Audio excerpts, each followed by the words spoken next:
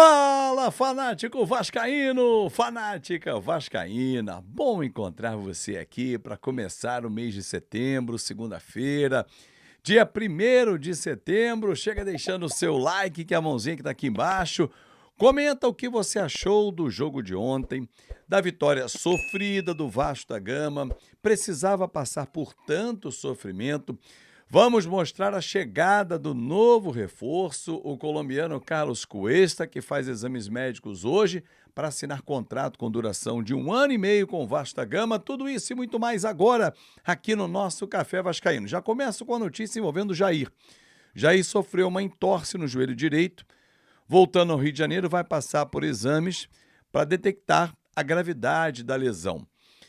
No lance em que ele toma um carrinho criminoso do Aderlan, o senhor Rafael Claus, que foi uma temeridade ontem, marcou um pênalti totalmente inexistente. Nem o Gasparzinho estava na Ilha do Retiro, como boa parte da torcida do Sport também não foi, e ele viu o pênalti. E o pior, se o árbitro de vídeo corroborou, pior ainda, mas se ele chamou e o Claus não foi, é brincadeira. Aí depois, o Jair tomou um carrinho criminoso na cara dele, ele não faz nada, segue o jogo, bola roda, aí o Vasco pede para parar o jogo, aí para, substituição. Cara, é sério? É sério que o Claus vai fazer isso? E teve mais, torcedor. Se você não viu o jogo, por volta dos 30 minutos, quando o Vasco, quando o Sport fez o segundo gol, bola foi para o meio, o Sport foi e trocou. E o Vasco tinha 2 jogadores à beira do campo para trocar também. O David e o Matheus França, que fez a estreia ontem. Ele não deixou entrar. Ele liberou só os do Sport, que a placa não estava pronta, e recomeçou o jogo. Aí mais 1 minuto ou 2, até a bola sair, os caras serem substituídos. Uma vergonha o Rafael Claus. Uma vergonha, uma péssima atuação ontem. Mas vencemos, mesmo contra o Rafael Claus. Aliás, e não só o Rafael Claus foi mal ontem, o Diniz foi mal também. Aliás, o técnico Fernando Diniz, na minha avaliação, entendo que o Diniz faz um trabalho ainda muito ok no Vasco. Pelo tempo que ele está, pelo tempo que ele já teve em algumas paradas, em especial na Copa do Mundo de Clubes, é um trabalho só ok. Deixa muito a desejar pelo que se esperava, porque ele é um treinador que foi parar na seleção brasileira. Não é um treinador da prateleira mais baixa, ele é lá de cima. Só que não está mostrando repertório, faz uma leitura de jogo, para mim, muito equivocada, estica demais a corda de saúde dos atletas, mantém atletas que não estão mais em condições físicas de continuar, jogam no sacrifício e ele não substitui. Verratti e Ryan ontem não tinham mais condições de jogar. Por que o Andrés Gomes não entrou? Ele morreu abraçado com 4 substituições. Oxigenar o time, 50% da equipe você pode trocar, mas o Diniz lê mal o jogo. E ontem foi mais uma vez isso. E o Vasco tomou sufoco do Sport. É para pegar esse jogo, olhar, tirar lições e olhar para frente. Porque agora serão 10 dias até o jogo com o Botafogo, na Copa do Brasil, em que nós vamos decidir na casa deles. Novo empate, pênalti. Quem vencer avança. Mas depois tem o Ceará. E aí a gente volta para o Campeonato Brasileiro. Competição na qual o Vasco saiu da zona de rebaixamento. É pouco? É pouco. Mas foi bom. Porque agora você vai com mais moral treinar esses dias, pensar nos seus próximos adversários. E não fica com aquela confusão o tempo todo, pressão. Saiu, desgarrou 2 posições, tem um jogo a menos. Vencer o Ceará vai ser fundamental. Classificar a Copa do Brasil, espetacular. Até porque as semifinais só acontecem 10 e 14 de dezembro, ou seja, depois de acabar o Campeonato Brasileiro. Só que o Vasco precisa encaixar, Diniz, nesse período agora que você vai ter mais uma vez o time à disposição.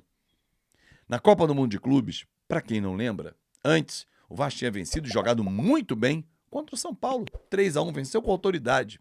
O que todos os vascaínos esperavam? Que o time performasse na volta. Foi um desastre. Até encontrar uma vitória. jogava bem, empatava, perdia, o desempenho não acompanhava o resultado. Agora não. O ataque é muito eficiente, mas a defesa continua apresentando vários erros. O segundo gol, não pode o Piton estar com 2 jogadores marcando. Não pode o cara cabecear sozinho o zagueiro. Não pode a arbitragem marcar aquele pênalti? Claro que não pode, mas o Vasco leva muitos gols. O Vasco tem 31 gols sofridos. O ataque marca, mas a defesa é uma peneira. Agora, com os 2 reforços, a gente ganha em qualidade.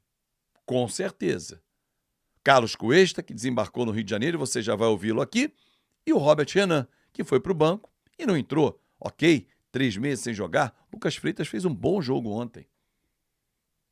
Mas, de novo, Diniz, esses 10 dias serão fundamentais para o Vasco dizer o que ele quer nessa temporada.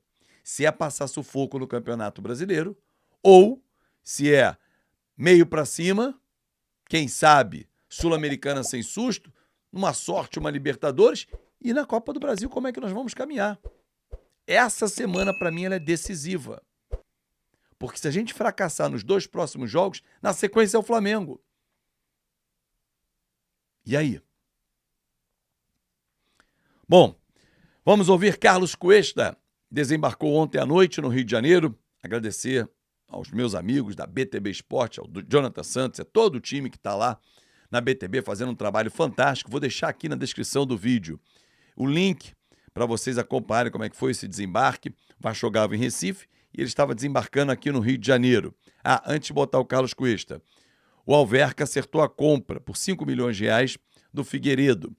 Figueiredo, que estava emprestado do América Mineiro, o América Mineiro poderia cobrir a oferta, cobriu, mas o Figueiredo falou assim, não, eu quero ir para Portugal. E acho que ele faz bem de sair, jogar em Portugal, ganhar maturidade e quem sabe rodar na Europa, porque ele tem talento. Voltando a falar do Carlos Cuesta, agradecendo novamente ao pessoal do BTB Esporte. Chegou, falou com a torcida do Vasco e disse, tá pronto, levo fé, acha um zagueiro firme, de convocações para a seleção colombiana, destro, e que ele acerte a zaga com Cuesta, com o Renan, Robert Renan, perdão, Cuesta e Renan.